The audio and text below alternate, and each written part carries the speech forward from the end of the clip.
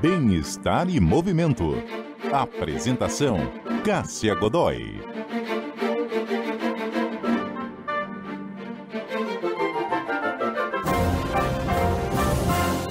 Bem-estar e movimento de hoje falando sobre alimentação, sobre nutrição, sobre dieta vegetariana e vegana. E ter dieta vegetariana ou vegana não é uma desculpa para não ter dieta equilibrada ou para não ter energia suficiente para fazer atividade física, inclusive num alto nível de rendimento. É isso que mostram os nossos convidados que estão conosco aqui hoje. É o caso do Guilherme Abomay, que é fisiculturista e nutricionista. Tudo bem, Guilherme? Tudo bem. Bom dia, um prazer estar aqui. Prazer te receber também. Quem também está conosco é a Amanda Schott, que é atleta de levantamento de peso da seleção brasileira. Inclusive, soubemos que ela foi classificada para as Olimpíadas de Paris 2024. Amanda, um prazer ter você com a gente hoje aqui, tudo bem? Tudo bem, bom dia, o prazer é todo meu. E quem está conosco também é o Dr. Eric Slivich, que é médico especialista em nutrologia. Ele é autor de vários livros sobre alimentação vegetariana e vegana. Dr. Eric, muito obrigada pela presença hoje. Obrigado, Cássia, é um grande prazer estar aqui com vocês.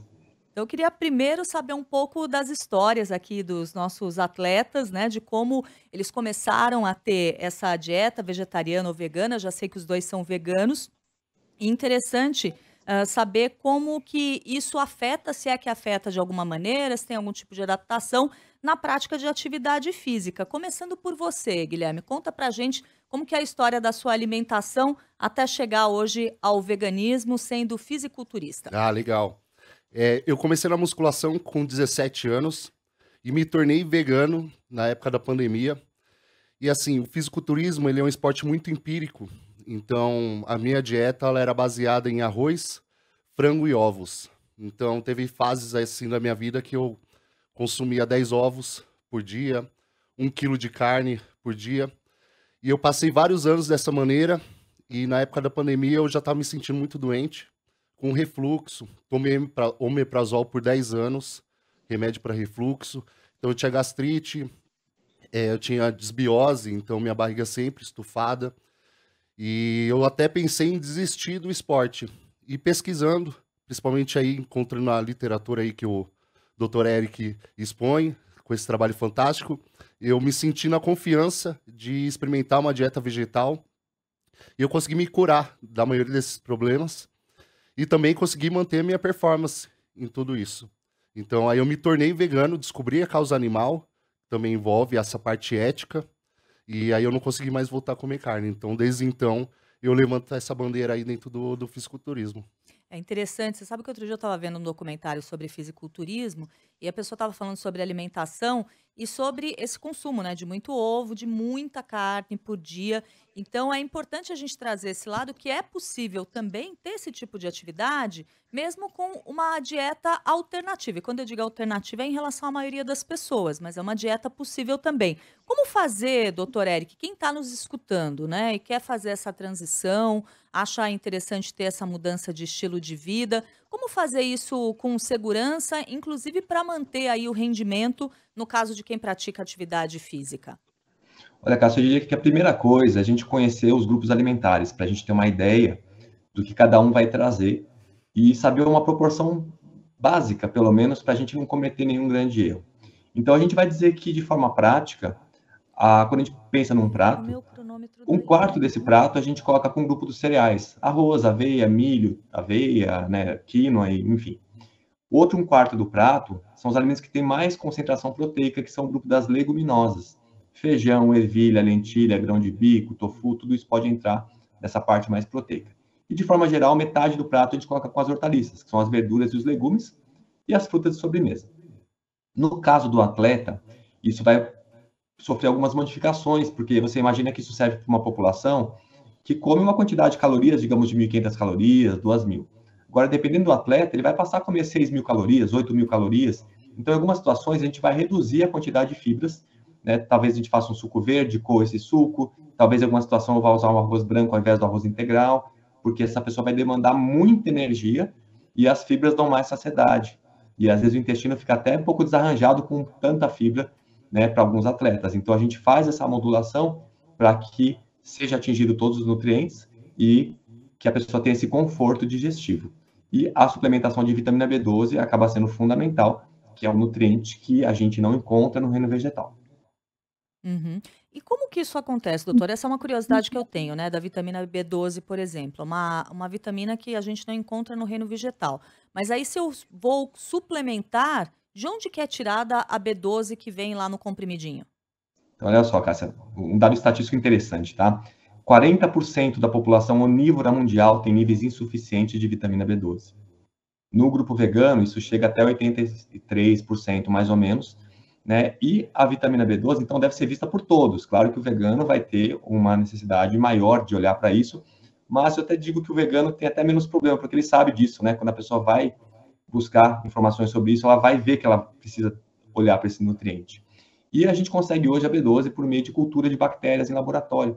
Então, ela é uma vitamina B12 que ela não é de origem animal.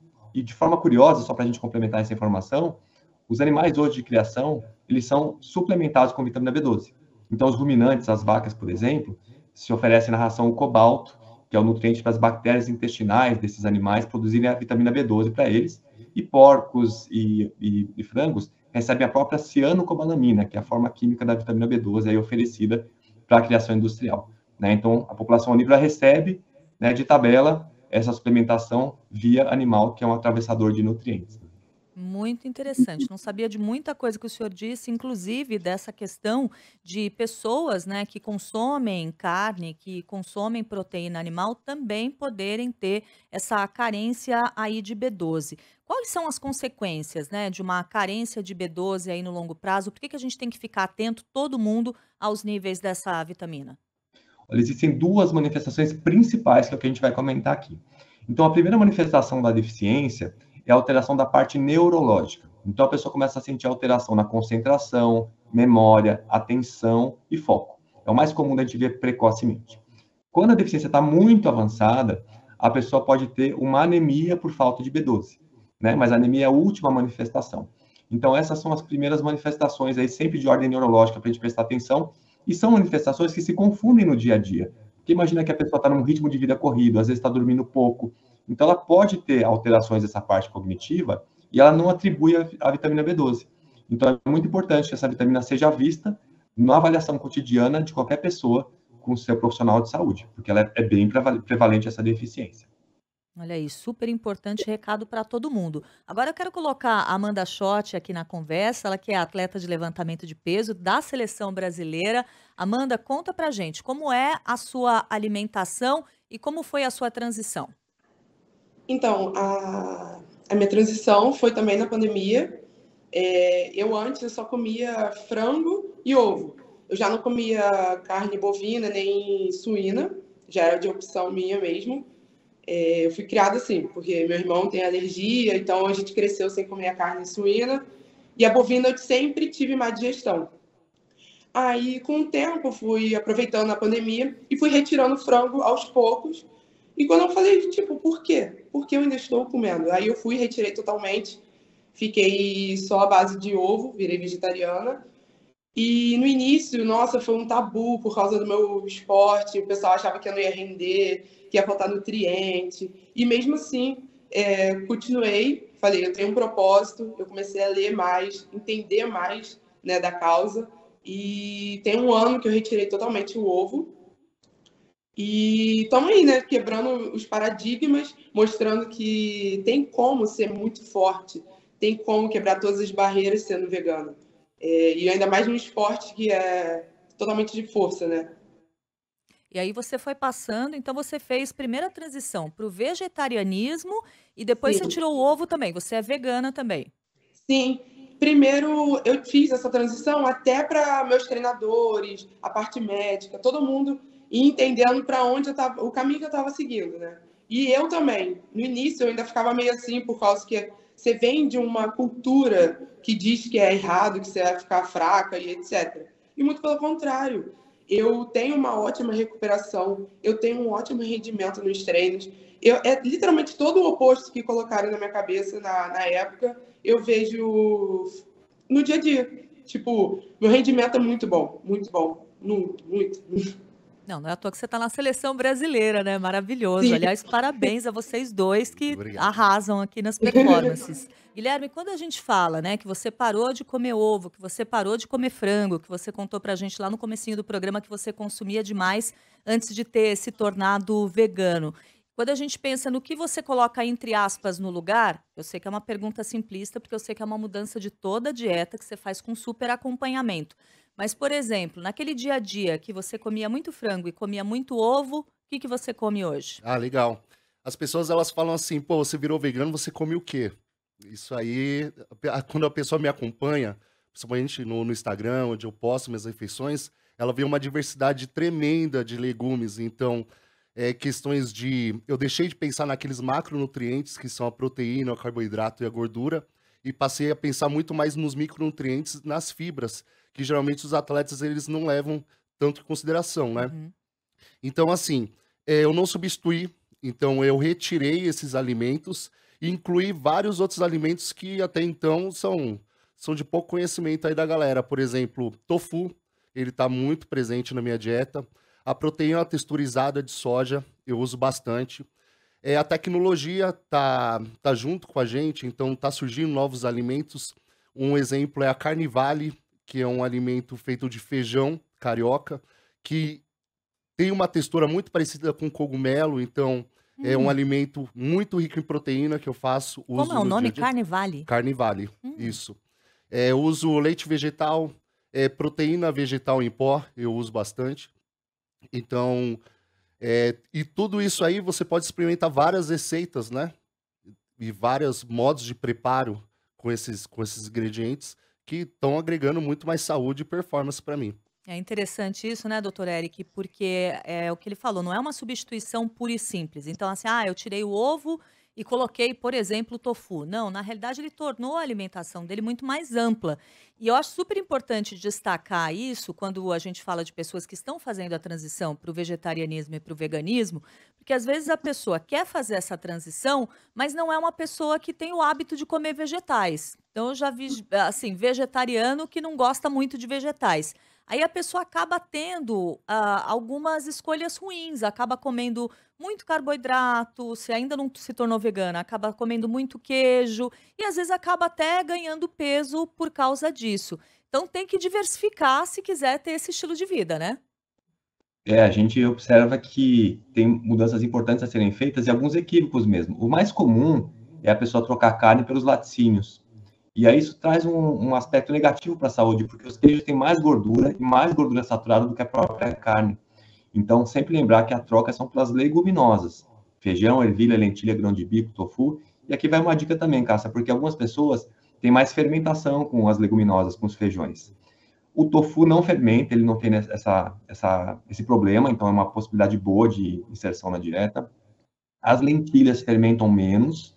E os feijões, para quem tem essa dificuldade, deixar de molho da noite para o dia, descartar essa água, cozinhar na panela aberta por uns 15 a 20 minutos, né, para ir tirando aquela espuma, escorrer essa água e cozinhar com uma água nova na panela de pressão.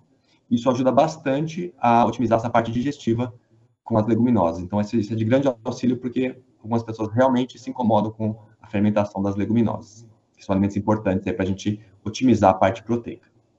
Olha aí, já anotei essa diquinha do feijão aí, eu já deixava de molho bastante. Então, além da questão de deixar de molho, na hora de cozinhar, 15 a 20 minutos na panela aberta antes de colocar na pressão. Isso, mas descarta essa água, né? Aham. E aí você cozinha numa água nova. Muito bom.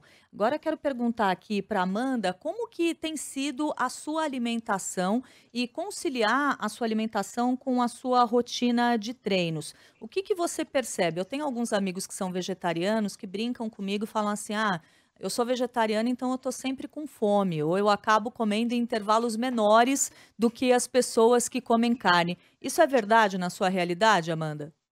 Não, na minha não. Eu faço, acho que 4 refeições no dia. Aham. Eu me alimento antes de ir pro treino, o pós-treino, que é o meu almoço. Aí eu vou treinar de novo, aí eu tenho o pós-treino, que é o meu lanche. Aí treino de novo, aí tem minha janta, acabou. Muito bom. Vale lembrar que os meus amigos, como não são atletas, né, eles não têm acompanhamento da refeição. Então, essa coisa, por exemplo, que o doutor Eric citou, de deixar de comer carne, comer muito laticínio, é muito frequente entre essas pessoas. Talvez por isso que eles tenham essa questão da saciedade menor. Todo mundo aqui já falou em algum momento da nossa conversa num ponto que é super importante e que tem sido muito observado ultimamente quando a gente fala de bem-estar, que é a questão da importância de fibras e a questão da importância do intestino. Então, acho que a gente tem que falar disso também, porque normalmente, se a pessoa está bem com o próprio intestino, ela se sente bem para várias coisas na vida, inclusive para praticar atividade física. E a ideia desse programa é a gente colocar todo mundo para se mexer. Doutor Eric, como lidar com essa questão nessa transição alimentar? Já gostei de uma dica que o senhor trouxe lá no comecinho da nossa conversa, que às vezes a pessoa se torna vegetariana ou vegana, passa a consumir mais fibras porque está fazendo certo, consumindo mais vegetais que têm mais fibras, e aí às vezes precisa dar um freio nas fibras, por exemplo, coando um suco verde. Que mais dá para fazer prestando atenção aí na saúde do intestino, que vai nos levar também a ter mais energia para o treino? Olha, Cássia, o perfil alimentar que mais colabora para a saúde intestinal é um perfil baseado em plantas mesmo, na sua forma natural e integral. O que ocorre é que as bactérias intestinais que a gente tem, elas são moduladas de acordo com o que a gente come. Então, para a gente ter uma ideia simples disso, vamos pensar que uma bactéria intestinal dura mais ou menos 2 dias dentro do nosso corpo. E elas vão se alimentar de produtos específicos. Então, as bactérias boas, como os lactobacilos, as bifidobactérias, são bactérias que têm a capacidade de digerir a fibra e o carboidrato. Então, se eu faço uma dieta com muita proteína e gordura, essas bactérias morrem de fome. Então, as bactérias boas não conseguem se proliferar e as mais ruins começam a aumentar a sua população no intestino. E aí a pessoa está acostumada com um tipo de microbiota, né? Entre aspas, como a gente falava, de flora bacteriana, que é uma microbiota que não está pronta para essa transição. Então, a gente tem que fazer isso de forma mais gradual, conforme vai tendo a tolerância desse intestino. Então, a gente vai inserindo cada vez mais o alimento integral, reduzindo cada vez mais o animal, para poder fazer essa mudança de microbiota. Então, esse vai ser um ponto muito importante. E tem uma vantagem interessante do alimento de origem vegetal, que é um grande teor de antioxidantes. Só para a gente ter uma ideia numérica, comparando a mesma quantidade de alimentos animais e vegetais, o vegetal tem 64 vezes mais antioxidante do que o animal. E isso para um atleta é fantástico, porque o atleta, ele não ganha a parte de massa muscular durante o treinamento. Durante o treinamento, ele vai destruindo a massa muscular, né? Ele tem um rompimento de fibras, e é no descanso que ele vai conseguir otimizar essa parte de hipertrofia dele. Então, se ele tem uma recuperação mais rápida, ele consegue estar melhor para um próximo treino, e ele começa a ter um rendimento melhor e um ganho de massa muscular mais otimizado. Então, são situações que, em conjunto, a gente vai fazendo essa otimização. E só para complementar, Cássia, uma outra condição interessante, existe uma substância chamada óxido de trimetilamina. A gente abrevia como TMAO. Essa substância, ela é muito formada quando a alimentação está muito baseada em carne. E essa substância, ela incrementa o risco de todas as doenças crônicas que a gente conhece. E quem produz essa substância são as bactérias intestinais. Elas produzem trimetilamina e o fígado vai continuar a transformação para produzir esse óxido de trimetilamina. Quando as bactérias intestinais são diferentes, como acontece no grupo mais vegetariano-vegano, mesmo que a pessoa use a carnitina, que é essa substância que é incriminada nesse aumento que está nas carnes, ela não tem elevação dessa substância no sangue, né? Então, a gente tem uma proteção contra a parte cardiovascular e contra outras doenças decorrentes da elevação dessa substância. Então, isso é um dado bem interessante também para a gente. Bacana. Amanda, em relação à suplementação, você faz algum tipo de suplementação? E se você faz, você consegue encontrar esses suplementos na origem também veganos? Então, eu uso a proteína em pó vegetal, uso creatina Uhum. e eu faço a suplementação de ferro e B12. Mas o acesso é bem mais fácil do que as pessoas imaginam. Eu tenho, por exemplo, uma marca que é parceira e é uma marca totalmente vegana. Então, o acesso é muito, muito mais fácil do que as pessoas imaginam. Isso é muito importante de ressaltar, porque às vezes as pessoas falam, ah, mas e o whey, né, que é leite, como que eu vou fazer? Tem proteína vegetal também para substituir, né? E uma coisa que a Amanda falou, que eu quero resgatar aqui, ela estava falando lá no primeiro bloco sobre como era a digestão dela para a carne bovina, que não era boa e ela acabava não consumindo muito, justamente porque era uma coisa que pesava ali na digestão. E agora há pouco a gente ouviu o Dr. Eric falando sobre como, para os atletas, você tem essa questão do músculo se formando e ter essa performance boa no seu período de descanso. Otimizar a hipertrofia no seu período de descanso. Eu imagino que isso para você tenha se tornado mais fácil, Amanda, já que talvez fosse mais difícil antigamente, por exemplo, você repousar, você dormir depois de comer carne. Sim, muito mais fácil, muito mais fácil. Eu tinha um desconforto absurdo. Eu ficava com a barriga inchada, e no dia seguinte eu ficava com refluxo mesmo. Minha barriga sempre ficava dilatada. E eu, para render no treino ou em tudo, era muito ruim. E hoje em dia, o consumo que eu faço na minha alimentação é de proteína de soja texturizada, faço o uso de tofu também e as leguminosas. Uhum. Tem uma outra coisa que eu quero trazer também para essa conversa, é que a gente tem um aumento em todas as áreas, qualquer supermercado que a gente for, de alimentos altamente processados que são ruins para a nossa saúde. E, infelizmente, a gente observa muitos desses alimentos também quando a gente fala de dieta vegetariana, dieta vegana, né? Então, algumas coisas que tentam ali de algum jeito, imitar a carne e que são muito processadas. Então, eu queria trazer esse alerta também, doutor Eric, porque quando a gente está falando numa boa alimentação vegetariana e vegana, a gente está falando de lá na origem dos alimentos, né?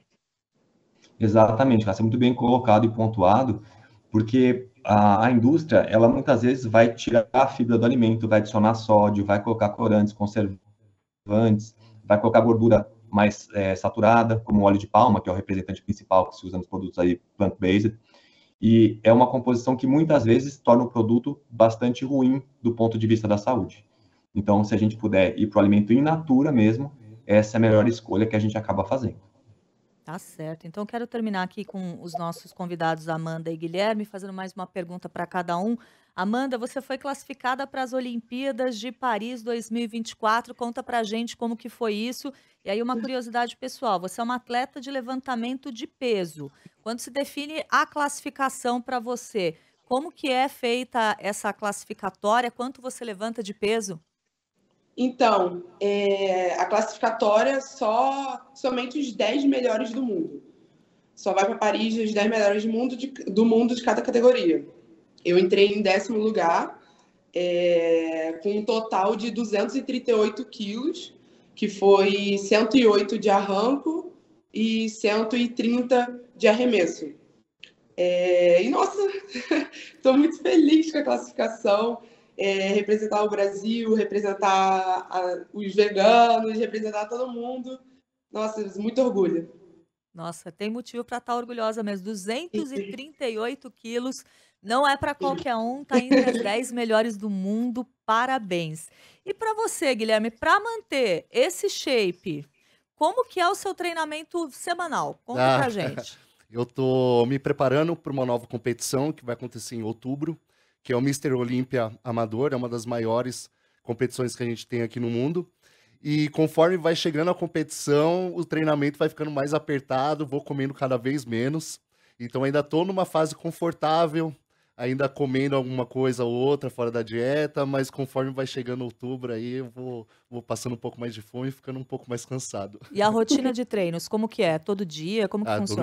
Todo dia. Todo dia de manhã eu tenho o costume de fazer um cardio e de tarde eu vou fazer minha rotina de musculação. Bacana. E também tem as rotinas de pose também que eu mantenho aí para me preparar. São quantas poses? São 7 poses compulsórias em cima do palco. Ah, que legal. Que são aquele momento que as pessoas fazem aqueles movimentos todos, que vão destacando aí os diferentes grupos musculares. Fisiculturismo é uma arte. É uma arte.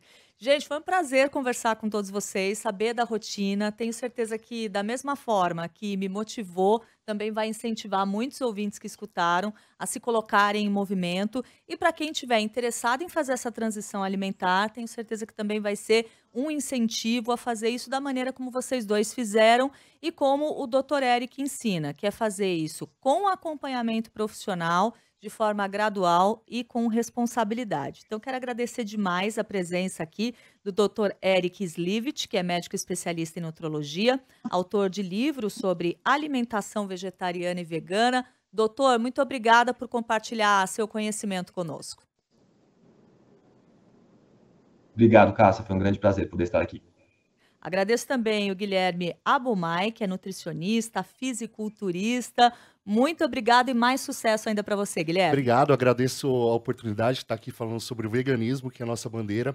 Eu quero convidar as pessoas a pensarem mais sobre a origem dos alimentos dela. Esse aqui é o nosso papel. E eu convido todo mundo a ir pesquisar sobre, porque as pessoas acham que isso é uma barreira, né? Que é uma dieta difícil, mas na verdade é uma dieta mágica, você vai descobrir várias coisas novas. E quero agradecer demais também a Amanda Schott, atleta de levantamento de peso da seleção brasileira, classificada para as Olimpíadas de Paris 2024. Vou prestar atenção nos jogos para ver você brilhando muito, Amanda. Obrigada. Muito obrigada, gratidão e obrigada de novo pela oportunidade. Bem-Estar em Movimento volta na semana que vem. Nós contamos com a produção da Letícia Valente, os trabalhos técnicos em áudio e vídeo da Débora Gonçalves e a edição do Rafael Furugem. Te espero de novo no sábado que vem. Até lá. Bem-Estar e Movimento, com Cássia Godoy.